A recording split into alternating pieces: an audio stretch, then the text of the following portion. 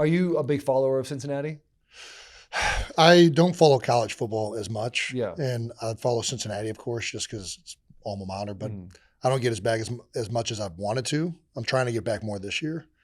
We got a new indoor facility that we're unveiling, and I want to go back to homecoming. I just feel like I've kind of been disconnected for a few years, and now that I'm retired, I realize I can go back. Yeah. So, yeah. Your college football juices are going to wake up. It was also just fun going down on the field, seeing I played D-line with Walt Stewart, and I was coaching there, and you see the familiar faces, you see the security guy that was on all the buses, and you kind of get flashback to a previous decade and previous moment in your life, and it's really cool. So I'm going to try and go back more now. It makes you appreciate, you just think to yourself, it's crazy how fast time goes. For sure. Because you see all the stuff you walking on, and then obviously having the career that you did, and now you get to look back and be like, holy shit, all this stuff took place in a 16-year period, and it just went by like that. And it's over now, but it's cool going back and seeing the familiar faces for sure, and seeing how it's changed and progressing. I think it's fun times. What's it like for you having all the success that you've had and knowing that you're a walk-on at Cincinnati? I don't know. I don't think about it too. I think that the walk-on honestly helped me, if I'm being very frank. I think it was something right away that you weren't given anything from the get-go, and you had to come in and prove yourself, and it kind of put a chip on my shoulder. So I was the dickhead on scout team that the center, Jeff Reinstettler hated me because I would give him a stinger because I would try and run through his face, and that's the worst. Yeah, that's the worst type of guy. Yeah, it's the way I was it's I watched the movie Rudy and idolized Rudy so much, and then you get to a certain point, you're like, Rudy's kind of an asshole to some of these guys. No doubt. I respect it, but yeah, right. You're sitting in your seventh year at the Eagles, and some guy's trying to do that, and you're not even remembering. It's I'm just trying to get the game day, dude. My shoulders are for the love of God. You're in shells. He's trying to bull rush. You're like, what the fuck are we doing? This is the universe getting it back on me. Yeah. But I was scout team player of the year. I was very happy with that. So that's awesome. That is, so I mean, I think that it, and then also, if I'd have been a scholarship player, I don't know how I would have handled being told to move to offensive line. I think I was a walk-on, so when I first got proposed that question for a spring ball, they're like, "Hey, we want to try out at center, Kelce." I'm like, I just lost 20 pounds because I got my 20 pounds freshman weight up from drinking beers, partying, not having to play games, and then over the winter I had to lose a bunch of weight to try and get back to spring ball at a 235, which is what I wanted to be at. And they're like, "Hey, we're going to move you to center." I'm like, why didn't you guys tell me this? I wouldn't have just lost all this weight if you knew. And they knew they were doing it anyways. But I think so. I went there, had a decent spring at 235 playing center, and they said, "We're going to keep you there." And I don't know if I would have been a scholarship player, if I would have been, I'll just transfer, I'll just go someplace else, or. But they're like, "Yeah." I said, all right, well, I'm not just going to put 60 pounds on for free. And they're like, "Okay, well, we'll give you a scholarship.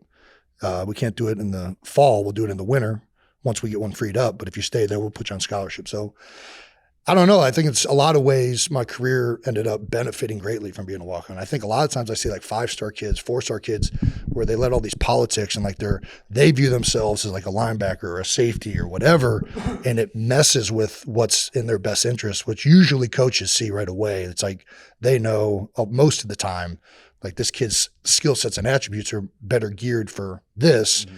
And sometimes I think when you have, I don't want to say a big head, but you come in with all of these expectations, it's hard to get off of those, especially as a young kid. Mm-hmm. When you go through winter conditioning, you're getting all this weight off, and the coaches pull you and they're like, "Hey, we want to move you to center," and your conversation is, "I don't want to do this for free." Buddy, I was thinking, dude, we kind of glossed over him being a sophomore, being like, "I'm negotiating for a scholarship." You're a walk-on. We all know how kind of walk-ons are treated. Basically, you're first, for those people that don't know who are watching this, when the walk-ons come in, and it's basically did you see the SEALs do? It's we're going to weed out the weak here. Who really wants to be here and who really just wants to wear the jersey and try to get the walk-ons. Truly, you do as you're told. You do as you're told. For sure. Yeah, you're less than the offensive lineman. You're and you're getting crushed. The coaches are motherfucking you. And I remember that winter, we were doing winter conditioning. We just had, so Mark D'Antoni recruited me. He left my first year. We had Brian Kelly came in, and they brought in a completely new offense and completely new coaches. We retained maybe 1 or 2 guys, but it was brand new. And I remember Mike Elston is the tight ends coach, and we're going through winter conditioning, and he's also the special teams guy, and he is motherfucking me. He's like, he's like crushing me, saying like, you're not shit and all this, right? In a good way, right? Like I'm not trying to. I like Mike Elson for this, but he was trying to figure out who I was, and like I freaking made me work my ass off, and like I'm freaking busting my ass. These fucking winter conditioning drills, board pushes on the freaking turf, they fucking suck. You're running stadium steps. In some ways, I miss it. Like I miss the like agony of going through all that stuff now. At the time it sucked. But then like once you get that respect, it was like there, right? Like I'm running down on kickoff and knee braces as a redshirt freshman. Hell yeah. Like wedge busting. Let's fucking go, baby. Yeah, trying to set the tone. yeah. So yeah, it was you are the tackling dummy of the team when you're a walk on, right? They're just filling spaces to have, all the guys they want for all the drills they want to do, basically. Mm-hmm. And once you get the scout team player of the year, you bring that plaque, you throw on the head coach's That's chest, right. you go, you want me to play here. You know the value I bring. You see the value. Yes. The effort's Yes. there. You want me to be a center. You want me to go to center. That's right. You see that plaque. You have to do something So about internally, it. you for your own ego, you hated the move of like them wanting you to go to center. Well, I don't know that I hated it. I just had never done it. And I had never thought of myself as an offensive lineman. So the guy who really moved me to offensive line was Paul Longo, the strength coach of Cincinnati. And he had done this with a few other guys. So part of me was excited about, like he did Joe Staley.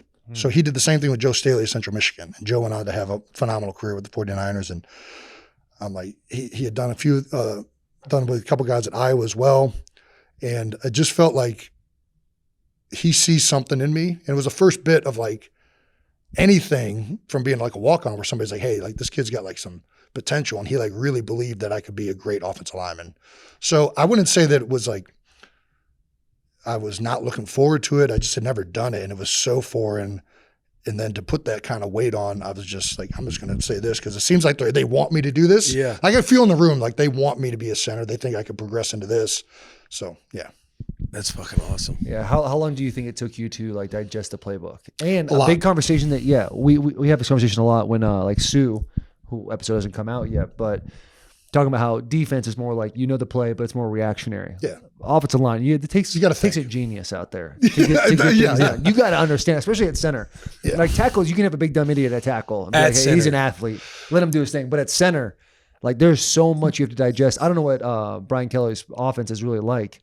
If it's like kind of pointing to the direction you guys are going to go. That's it pretty much. Yeah. Yeah. You're like, it's off the point, not off the mic. you're zoning into an area, not necessarily a person, which is a way easier. It is. It is. And the spread aspect of it clears the box up. Defenders have to go out. So it was. Makes it real clean. Yeah. And it was no huddle. So the playbook is condensed by nature of a no huddle offense. So it was a good,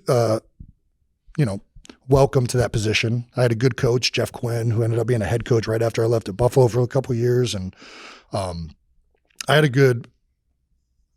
a lot of great teaching right away. And then it was an easier offense, I would say, from like a mental standpoint. And then also, I think playing defense helped me play offensive line and understand structure and where linebackers are at and why, this guy's over here, like he should be in this gap. Like if he's stacking the nose guard, they're probably that safety's either going back or they're going to blitz or all that stuff, right? Like I understood why linebackers would be in certain alignments, and that helped me understand like nobody's in this A gap. Somebody's going to end up in this A gap. It's either going to be the 3 technique or somebody's going to blitz off the edge. And so I think that helped my transition into the offensive line position.